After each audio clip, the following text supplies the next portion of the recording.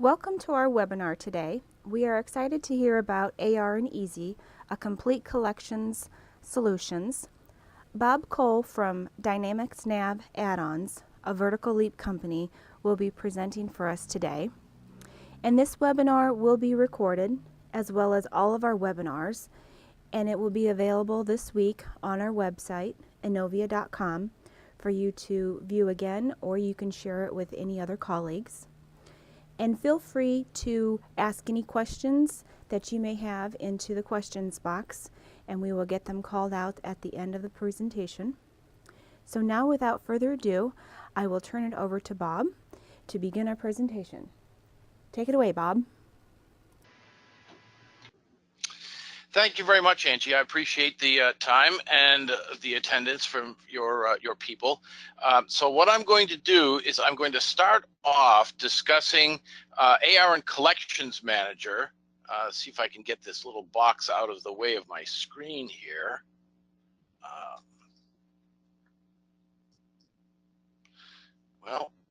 There. Okay, good. Okay, so we're going to start off talking about the AR and Collections Manager, which has been around for many years, although we have made some substantial improvements. Toward the last 15 minutes, I'm going to open up a different database that has some additional connections to AR, the AR and Easy function, which is what Angie was making reference to. AR and Easy is a combination of two of our add-ons that offers the complete functionality of the AR and Collections Manager, which I have on screen right now, as well as the complete function for Easy PDF, which is another one of our very popular add-ons that allows users to convert documents to PDF attachments and email them either individually or in batches.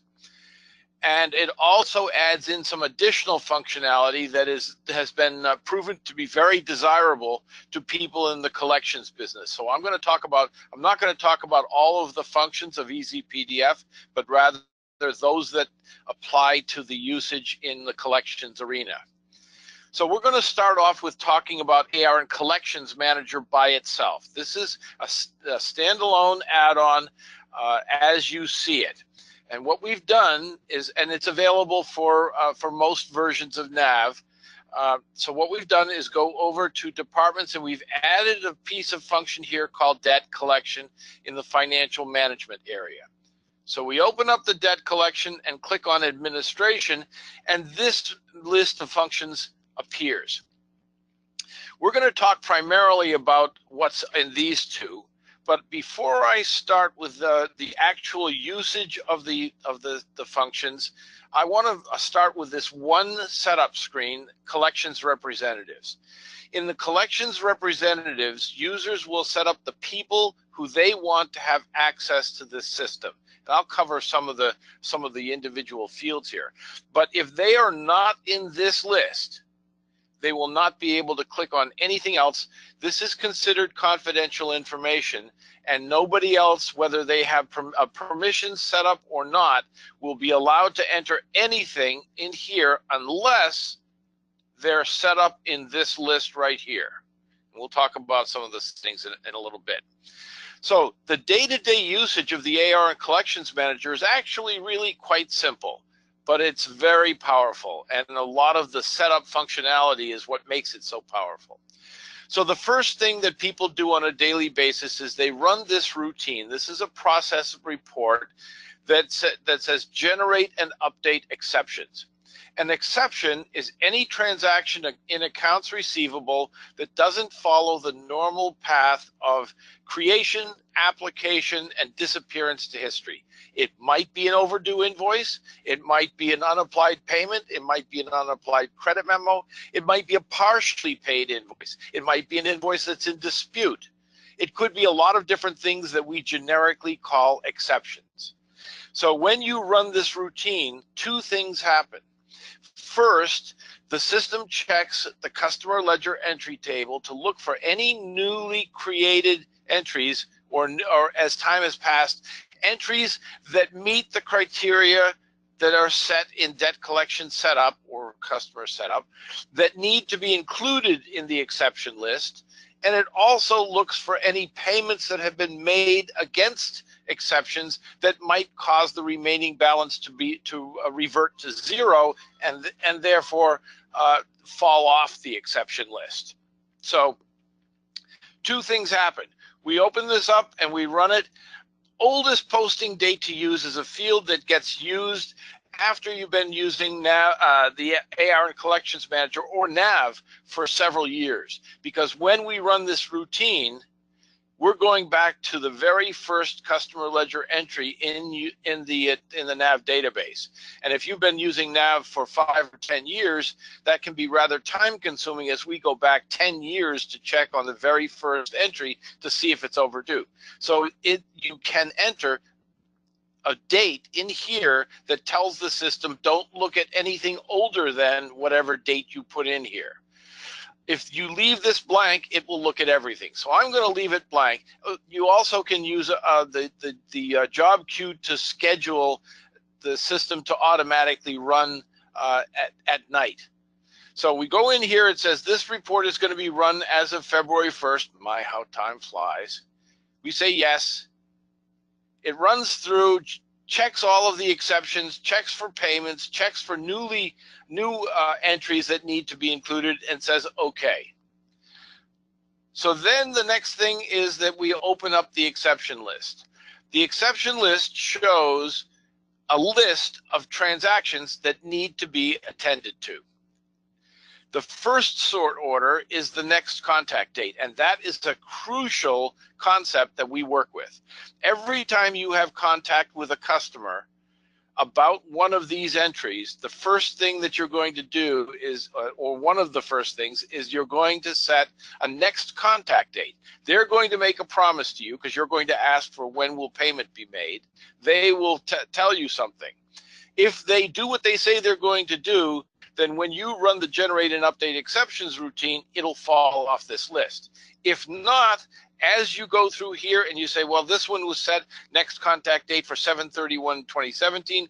When we deal with this, we're going to set a next contact date of sometime in February, and it will drop to the bottom of the list. So we go down here and we see the bottom of the list.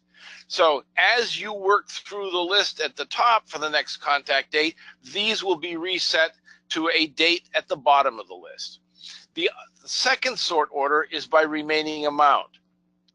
So as you can see, this is the oldest next contact date, so it's first. Then we have a bunch of things on 8/23, which was a setup date when we first installed the system. And you can see that it starts with the negative entries first. These are a type of payment or credit memo, and they're unapplied payments and credit memos.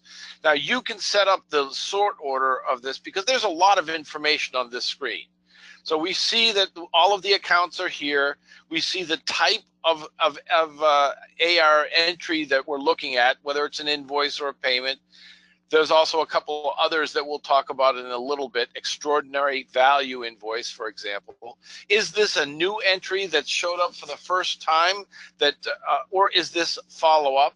What's the document number? We're going to talk about this in just a second, the short pay functionality. What was the original amount of the invoice? What's the remaining amount? For example, we've got a couple here. This was the original amount of the invoice. It was paid all but the $19.32. What was the due date of the invoice? How many days late is it? Who's the assigned collections rep? Maybe you have multiple collections rep and you assigned accounts to specific people, or maybe you have them all assigned to the same person. Is there an external document number that is a purchase order number? These two are global dimensions 1 or 2, and they will show up. Then there's a couple others. We have, since this is used overseas, we have several people that want to see what the currency code is. So the first thing you're going to do is make a decision about what we're going to see. Before I go into the actual contact management part, let's talk a little bit about this short paid functionality. Anytime in the cash receipts journal that an amount is posted to pay an invoice that is less than the full amount, the program, once we've installed our software, will automatically create an entry in this table, and then will flag it as having been paid short. Now, on the lines on the cash receipts journal, there is a field called reason code. And one of the things that you'll be asked to do in setup is to create a variety of reason codes of why an invoice might be paid short, because the first person that's going to notice that it was paid short is the person posting the cash receipts. Maybe they know, they can tell why it was paid short. Maybe it was because the customer did not want to pay freight, or maybe they said, we're tax exempt, we're not paying sales tax, but yet the NAV system had not been updated to reflect the fact that they were not tax liable. Maybe there was damage in shipping. Maybe a wrong item was shipped. There are a variety of reasons why someone might pay an invoice short. But if they do pay it short, and if the person posting the cash receipt can make a determination why it was paid short, they can put it in here so that the person opening this can make a determination: am I going to chase the $19.32, or am I going to say that really is correct, they shouldn't need to pay freight, and we're going to write this amount off? Now, NAV has built into it a tolerance for payment that will automatically write off small remainders amounts. But what happens if you set the tolerance, the payment tolerance, to $10, and you have something that's $10.05? It won't get written off. But yet, a person looking at this saying, we're not going to chase that. So let's say that the person, here's another example. Here's another one that for an $8,600 invoice, they left 34. The cash receipts person didn't know what the reason was. Maybe they could put in unknown as a reason code. Down here, we have another one. This original invoice was $78,000 and the remaining amount is $74,000. Well, obviously you're not going to write off this, so this one's going to be chased and you would not write it off. Now, if you do want to write it, if the person that's making this determination decides that they do want to write this $19 off, they put a check mark in the write-off screen. They can review all of the others, and in fact, if they want to, they can set a filter on the screen that says short paid equals yes, and then they will only see invoices that have been paid short. So they make the determination that this is the only one that they're going to write off. So they go up here and say write off. Now in setup, we've made the determination as to which journal we're going to post the write-off in. The posting doesn't occur here. All that occurs is that an entry gets made in this journal, and we've created a special batch just for write-offs so they don't get mixed in with anything else. So we say, okay. Now we also have a protection mechanism, and there was a field all the way over here that says JE created, journal entry created. This is checked when you pass something over to for write-off purposes in order to make sure that you can't accidentally send it to write off twice. So at this point, we go over to the cash receipts journal. Let's go to financial management, cash management. We'll go to the cash receipts journal, and we've created a batch name specifically for write-offs. And here's the entry that just got created because you clicked that button write off. It's an offset exactly to the amount that is open. We have a setup by default that this is the GL account we're going to write it off to. However, the person that's reviewing this cash receipts journal who will actually do the posting is usually a supervisor and not the person who's making the recommendation to write it off. And they can look at it and say, well, it's 45,200 is not the proper offset account. We're going to use something else for this. They can change it to be whatever they want. But there's an automatic setup so that, in fact, all they would really need to do if they wanted to is just hit this post, and it would post, and the balance remaining would be zero. I'm not gonna, or they could, or the supervisor could, in fact, say, no, we're going to collect that, and they can delete the line. In which case, go back to financial management, in which case, instead of running the next time to run the generate and update exceptions routine, that this ends up with 109 with a 0 remaining amount, it will still be there. But in order to be able to handle it again, maybe the collections person goes back to their supervisor and explains why they want to write it off. They can uncheck this and send it over again if they need to. So this is really, really helpful to clean up. I've helped set up some companies where they have thousands of entries that are a few cents. Now, the functionality here prevents you from doing write-offs for anything except short paid invoices, because if you're going to write off an invoice in its entirety, you should use a credit memo, and that's also available from the system. So let's see if and we have to go into the exception manager to get at it. So if they want to write off this invoice, let's say that they want to write this off in its entirety, an error message will show up and say short paid must be equal to yes. That is, this field has to have a check mark in order to be able to write something off. So we hit F5 and refresh the screen. Okay, now one of the things that we did is that for people who are just installing the software, this flag will only get set at the point at which the cash receipts journal gets posted for less than the full amount.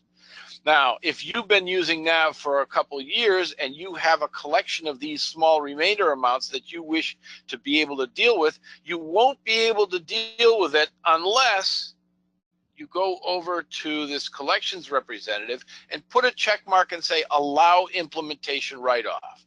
This is a temporary setting that allows you to be able to write off small remainder amounts even though the short pay flag was not set.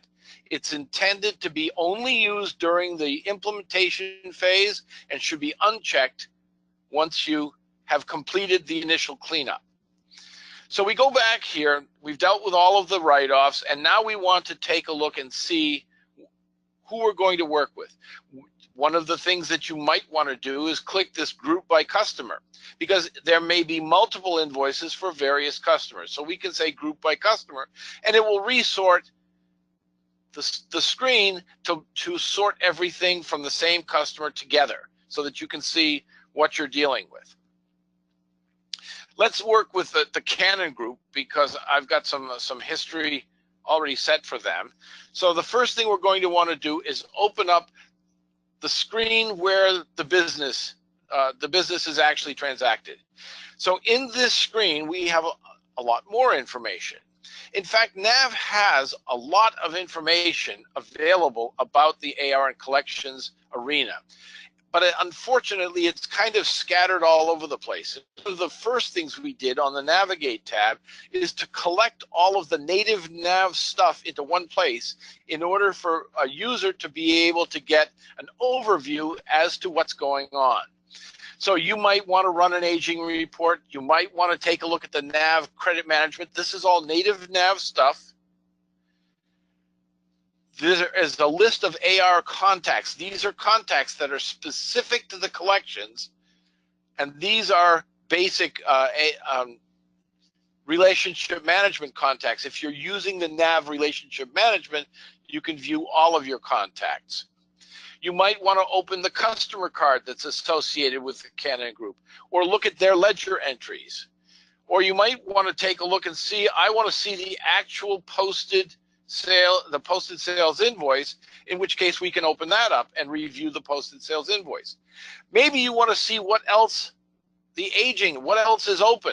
So over in this fact box, we set up an aging list of not yet due, 1 to 30, 31 to 60. So these are all drillable so that you can open up the list. You can also take a look and see what orders are open that have not yet been shipped. What credit memos, what posted shipments have been made for this customer. So all of this information is available so that you can refresh your memory as to what's going on with this account. There's also two fields right here that we've added in: average days late and average days to pay, which we'll talk about in a second. In this case, the customer is on average is 175 days late based on the invoice date, and average days to pay is from the average days late is from the due date, the invoice due date, and this is from the invoice date itself. Some companies like to use one number, some the other, but we'll do the calculation to be able to make the determination as to what their average days to pay are. You can up here, you can take a look at their payment history. If you want to see how have they been paying in the past. In this case, we have invoices that have been paid in full. There's no remaining balance. Number of payments it took to clear the invoice was 1 for each of these 3. So there's a whole payment history that's available, which is one of our screens. So at some point, you're going to prepare to actually make contact, and you might want to see the history of previous contacts. So we go into contact event history, and we can see the results of all of the previous contacts that we've had. Now, in this case, users are able to enter either a contact that is specific to an invoice or a generic account-based comment. Now, it says comment title here. So what's going to happen is you're going to create a new contact event, and you're going to give it a title. It says, Stephanie said that she would pay the invoice, okay? Now, if you click on the ellipsis, it's going to open up a box where you can write a book if you want to. If you need to make a long, detailed entry about what's going on with the contact, what you'll do is create a title for the contact, and then you can write whatever you want. There's word wrap, which of course Nav doesn't offer by default. So you can continue writing whatever you want. At the end, and it's editable. If you want to go back in and say you made some typographical mistakes, or you wanted to fix add some additional information, you can edit that comment if you want to. Now, when Stephanie was contacted about this specific invoice, we can do a drop down and say this is the invoice that she wanted to talk about. So it was this one right here for 53.54. She promised to make the payment for that invoice on, let's take a look at what we wrote for the message. It says Stephanie promised that the invoice 103028 would be paid off in its entirety next Friday. So the first thing we do is say it's for this invoice. The promise to pay date was next Friday, so today's Thursday, so the promise to pay date is on the 9th. Then we set a next contact date. By default, the system will always set a next contact date out for you in case you might forget. So it's going to set a next contact date based on setup, however many days in the future, but the user is going to go in and say, well, in this case, what we've set up is a next contact date of 7 days from the original contact date. But 7 days doesn't make any sense because she told us that she wasn't going to make the payment until the 9th. So we're going to say, okay, if she makes the payment and mails it on the 9th, then we're going to give it to the 14th for us to receive the payment and post it. And so the next contact date will be on the 14th. So if the 14th comes and goes and she doesn't make the payment, then we go in here and say, Stephanie, what's the deal? So you have a complete record of all of the promises that were made, who you spoke with, who was the user that spoke with them, who created the comment, and you can write whatever it is you want, set a promise to pay date, set a promise to pay amount. Did she promise to pay it in its entirety? If you look down here, here's the total open amount for the account, here's the total open amount for that one invoice. So you can set your promise to pay amount here. Really easy to use. You create a new contact, you give it a title, you enter in whatever it is you want, you specify who you spoke with. Now, one of the things that we allow you to do is set up your own list of contacts for each account. And in fact, that's the AR contacts.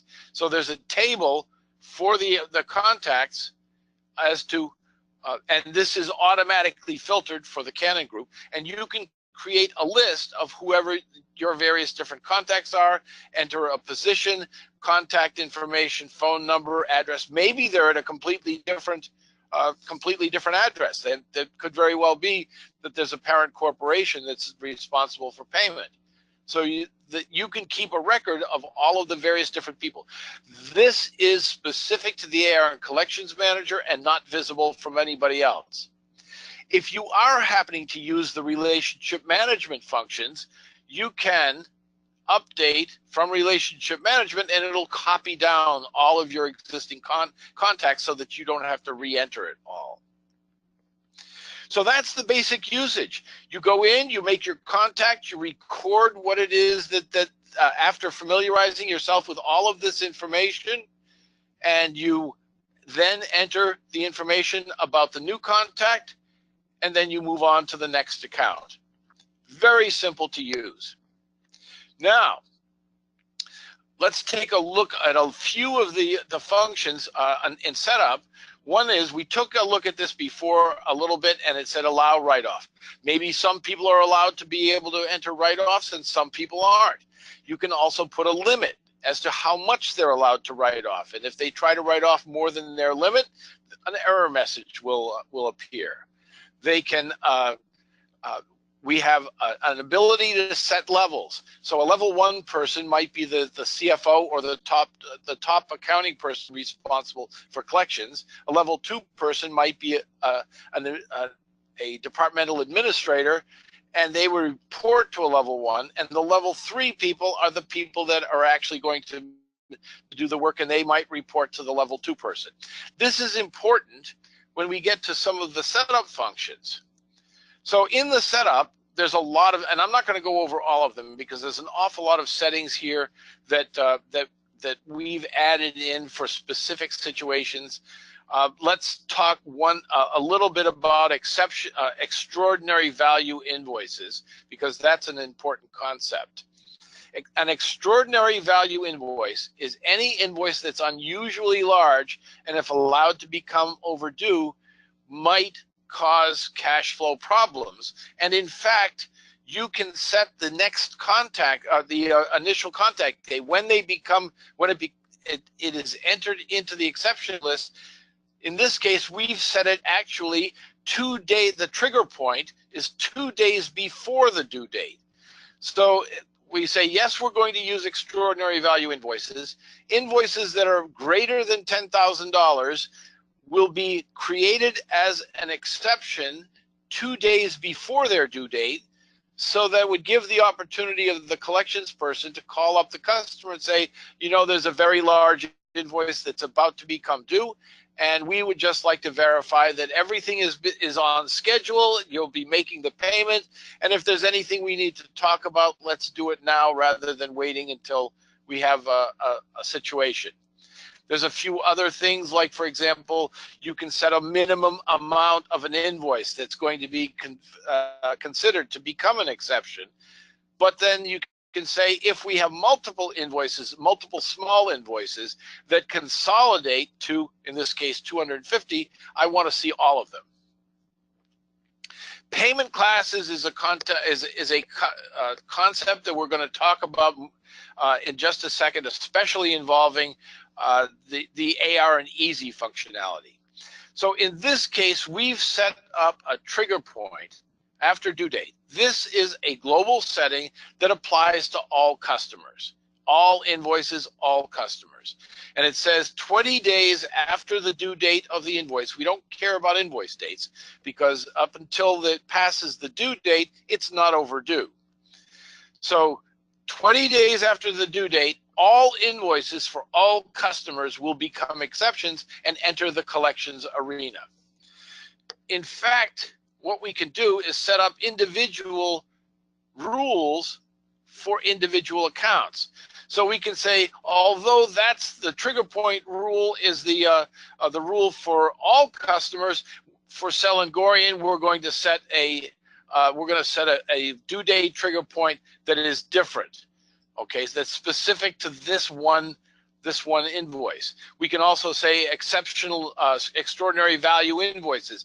Then maybe it's $10,000 for the Canon Group, but Selengorian always has big invoices, and we want to set their extraordinary value trigger point. So there's the due date trigger point, and we can say customer specific due date trigger point. So we can say Selengorian, we want to automatically get at 10 days. And we want to always use this for Selengorian. So then we say, what's the customer extraordinary value amount? And maybe for Selengorian, it's $50,000. And what's the due date trigger point for them for extraordinary value? Maybe we'll leave that the same. So we say minus 2D. So you can set up the rules, every rule that we set up for global that applies to everybody, we can set up individually for each customer. The concept that we were just talking, I'm going to erase these for just a second and go back over to the debt collection setup and talk about payment classes. So payment classes is not a function that we recommend that people get involved with when they first start using the system. It recognizes the fact that companies' ability to pay may change over time. So what we want to do is look at their average history of payment and set their due dates based on their payment history. So what this says is, in order to calculate an average payment history, we need to see at least 2 months worth of data and up to 24 months if we have it. We want to include all invoices, including overdue and not fully paid invoices. We want to ignore invoices in dispute, okay? How many invoices does it take in order to calculate an average? We say here that there has to be at least 3 invoices during this period in order to calculate an average, and this will become important when we look at the AR and Easy. So then we take a look and say we're going to set up the customer payment classes, and in this case I've got 3. So we've got good paying customers are customers who on the average are no more than 5 days late. We're going to cut them slack, and their overdue invoices aren't going to become exceptions for collections activity for 30 days past the due date, because on average they pay. Then we have fair paying customers, and you set up whatever rules you want for this. This is my suggestion, that on the average are 20 days late. We're going to jump on them sooner. And then we have customers who are chronically late, and we're going to say anything that they're on average more than 21 days late, and we're going to jump on them right away. So we have 3 payment classes, 1, 2, and 3, and they get assigned based on their payment history, which we have a calculation function right here that allows you to be able to do that. Let's jump over to AR and Easy, because all of these functions that are in here are also in AR and Easy. And this is where we get into the complete solution for collections. So we're going to jump over to AR and Easy. Essentially, you're going to see almost all of the same things with some additional functionality. We still have all of the payment classes. Let's go to debt collection. We have all of the payment classes, all of the setup functionality is the same, but we've added this, and we're going to talk about that in just a second. Let's go into, now, Easy PDF, as I mentioned in the beginning, is a tool that allows you to be able to create attachments to PDF attachments to emails and send them out. So let's take a look at a situation where this would be very useful. We're going to open up the exception list again, and we're going to go over to the Canon Group again. we'll go over to the exception manager function. And we open it up and we start talking to the person in charge. So we go over same thing. We're going to have edit contact event history. We open it up, and there's all of the history of the comments and so forth. So we end up talking to John Emery, and John says the dog ate the copies of the invoices that you want us to pay, or you sent them to the wrong person, or that person's on vacation, or they're no longer here, or we just didn't get them. Can you please resend them? So this is where Easy PDF comes in. We go over to the ledger entries, open up the ledger entries. This is one of my own personal little pet peeves about Nav, is that the Nav assumes that when you open ledger entries, you always want to see only the open entries. Well, maybe you do and maybe you don't, but we give you the choice as to which you want to see. Let's look at the open entries.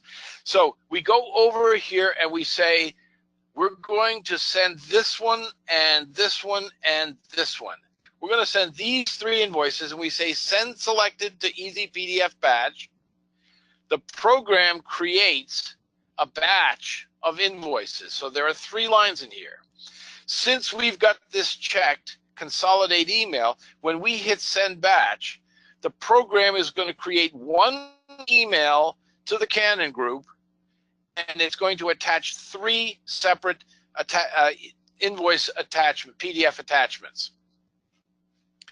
Now, we have some customers who say we don't want to have 3 separate attachments.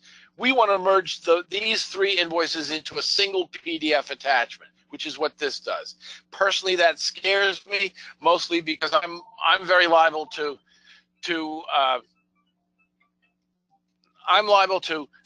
not recognize the fact that there are page 2 and page 3 and only look at page 1. But it's up to the user whether they want to just use the consolidate function. So you can quickly and easily send them copies of as many emails as you want, and it will record the fact that you did it in the contact event history. So now we added another function, which is this exception summary by customer. Some people have been using this for years and are perfectly happy to see the individual invoices, but what we found was that most collections people do not like to deal with single invoices. They want to deal with accounts. So what we did was created exception summary by customer. And when we open this up, we see a summary customer by customer. How much is overdue? How many invoices are overdue? What's the oldest? And how many days late is it? And what's the next contact date that's set up for this customer? So from here, they can go over to the exception manager, which is essentially what we were just looking at. This is the same screen that we were looking at before, where they can go into the navigate and see all of the additional functions and the history and create contact events for this customer. But they're looking at this in a summary fashion rather than in this. Now, we also added the function class. Now, we talked about the 3s and 1s, 2s, and 3s. You'll notice that some of these entries don't have a number. They don't have 1, 2, or 3. And if you remember, the reason that they don't have the 1, 2, or 3 is because the criteria we set up in order to calculate an average payment history required that they have 3 invoices. Well, they don't. They only have 1 invoice. And in fact, in this demo database, this is the only invoice that they had. So there's no calculation for overdue, and that might be seen. Now, let's take a look at what A, B, and C is all about, because that's new and that's specific to the AR and Easy. We added in the setup the ability to categorize customers by their size. So A customers are going to be the biggest, B customers will be the next biggest, and C customers will be their smallest. What we've done is say we're going to look at 24 months worth of sales history, and we do the calculation for all of the sales history for each customer for the 24 months. We then sort it in reverse order with the biggest entry at the top, and we start a running total. So the biggest customer plus the next biggest customer plus the next biggest customer, when the running total of those customers exceeds 80% of the total customer sales for that date, those are your A customers. Then we continue on for the next 15%. So the next biggest customer plus the next biggest customer until we hit 95%. And those are your B customers. And then your C customers are the smallest 5%.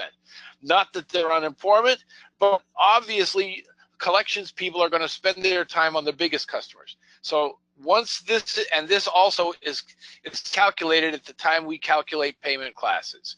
So let's go back to the summary and review it. So we see that here are the A customers, here are the B customers, and here are the C customers. Now, again, mostly the collections people will want to spend their time on particularly A3 customers because those are the biggest customers who are chronically late. B customers, you'll also want to spend some time, but the C customers you don't want to neglect.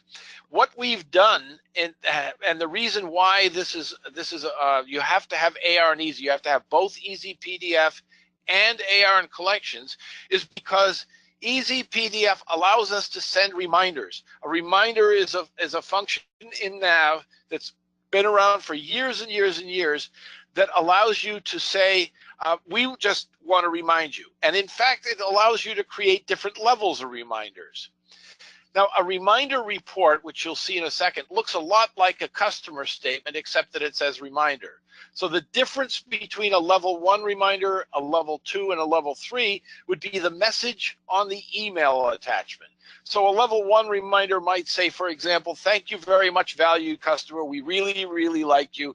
We just like to bring it to your attention that an invoice is overdue that needs your attention. Please call us if you have any questions.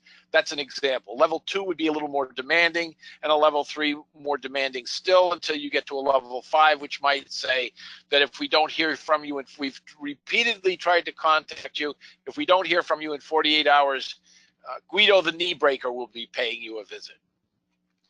So you keep track of what you send. So in this case, I've got a next contact. I've sent level 1 reminders on these dates, and there's a next reminder date. So maybe I want to send a level 2 reminder to these right here. So I highlight these and I say level 2 reminder and create reminder, and the program automatically creates an Easy PDF batch to send a reminder. So let's take a look and see what the report is that's going to be attached to the email. So this is a reminder report. Let's find one that has a few more. Let's see if Progressive Home Furnishings might have a little more. They all have one. So whatever open invoices that are here will be showing up in the line as a reminder and with a total. And it says reminder across the top. You can reformat this to look however you want. So when you send this, and you can print them and mail them, or you can send them out as email. When you hit send batch, email ones will be emailed and printed ones will be printed out so that you can mail them if you have customers that insist on not getting their stuff emailed. That's up to them. The fact is that you now set a level 2 reminder to these customers, and it keeps track of what the date is that you sent the reminder, and sets up a next reminder date so that you can open the screen up and filter on next reminder date and send out the level 3 reminders to these customers. This is a really, really powerful function. You might want to send a level 1 reminder to everybody right on the due date. You might want to send reminders level 3s with 1s, 2s, and 3s to your C customers. Of course, you can always contact them directly and not send them reminders, but this is an easy way to be able to batch send reminders, which Nav has no way of doing. They also have some fairly strict rules that we've broken. The one final thing that I want to mention on the customer, on the functionality that's useful for collections is the ability to batch send customer statements. So EasyPDF has a lot of functionality in it, and I don't have time to cover it all. But the one thing that you might want to use for in the collections arena is you might want to batch send a customer statement periodically. So you open up a customer list, and we go to actions, and we've built in an EasyPDF set of functions, and we're going to say batch customer statement. We open up the screen. I don't care about log interactions. This is standard Nav as far as what the, let's change this to be 18 now. 8. You set your date range filter, which Nav requires. We hit OK. We're going to age this by due date. We're going to set the length of aging periods by 30 days. We hit OK, and the program creates a batch of customer statements. So in this case, we have, let's look at the Canon group. We show the report. This is the customer statement that's going to get sent out with the aging bars. At this point, all we have to do is hit send batch, and you may have hundreds. You may have hundreds of customer statements, and they all get sent, and they all get recorded that they were delivered and when they were delivered, and we store a history in EasyPDF of who got sent what and when.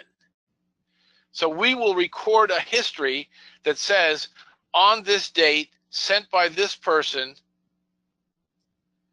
who the sender address was, who we sent it to, did we CC or BCC anybody? What was the subject of the email? And what were the attachments? So we can actually save copies of the attachments. Now you saw that we created a batch that had four invoices. It'll save a copy of all 4 attachments that you can open up and view if I had sent that batch. So this is particularly valuable. I have one customer in Nebraska who told me that they were saving something on the order of $50,000 a year in postage and handling by using EasyPDF. So EasyPDF has a lot of other functions besides just what I showed you, but primarily I want to talk about the AR and collections. So at this point, I guess I'm going to open it up. Questions. Angie, do we have any questions? We do have a few questions, Bob. What can you tell me about the pricing? Well, the pricing, we normally sell the pricing, all of our add-ons, whether it's AR and Easy, AR and Collections, we sell them through the NAV partner. So we highly recommend you contact your NAV partner representative and let them quote the pricing. I've worked with the Innovia people for many years, and so I look forward to let them quote the pricing. Okay, thank you. What else? When will this be ready for 2018? So right now, it's we've just gone through an internal process for Microsoft called Certified for Microsoft Dynamics 2017. It's an extremely thorough and complicated process where Microsoft takes a look at all of the things that we do, how we do them, and certifies this as meeting the requirements that they have set. We've just completed the AR and Collections Manager CFMD for 2017, and we're as well as EasyPDF is being submitted in the next day or so, and several of our other add-ons have been submitted. As soon as the CFMD submission process, which must be completed by by the 14th of this month is done, we'll turn our efforts to being releasing everything for 2018. We already have a couple of our add-ons for 2018, but AR and collections, I expect within one to 2 weeks maximum will be available. And as I tell people, if somebody says that they need it for 2018, the squeaky wheel gets the oil, and we drop everything to make sure it happens. It's not a complicated process. It's just a matter that it's got to get done. So we expect that AR and collections and AR and Easy will be available for 2018 in less than 2 weeks. Anything else? Okay, sounds good. I don't believe so. If anyone has any questions, please go ahead and type them into the questions box. And just a reminder, we do record this webinar and all of our webinars, so you will find this recording this week on our website at Innovia.com. You're welcome to share it with any other colleagues or review it again. And just simply click on our past events page, and that's where you'll be able to find all of our webinars. Just contact your representative if you have additional questions. They know how to, everybody there at Innovia knows how to reach me, and I will be happy to respond to anything that you think of afterwards. All right, great. Thank you, Bob, for presenting. It was very informative, and thank you everyone for attending. We look forward to seeing you at one of our next webinars. We have one coming up next week with Jet Reports, and so go to our website to register for that, to see if that sparks your interest, and review our other events. So thank you again. Thank you, Bob, and we look forward to seeing you again.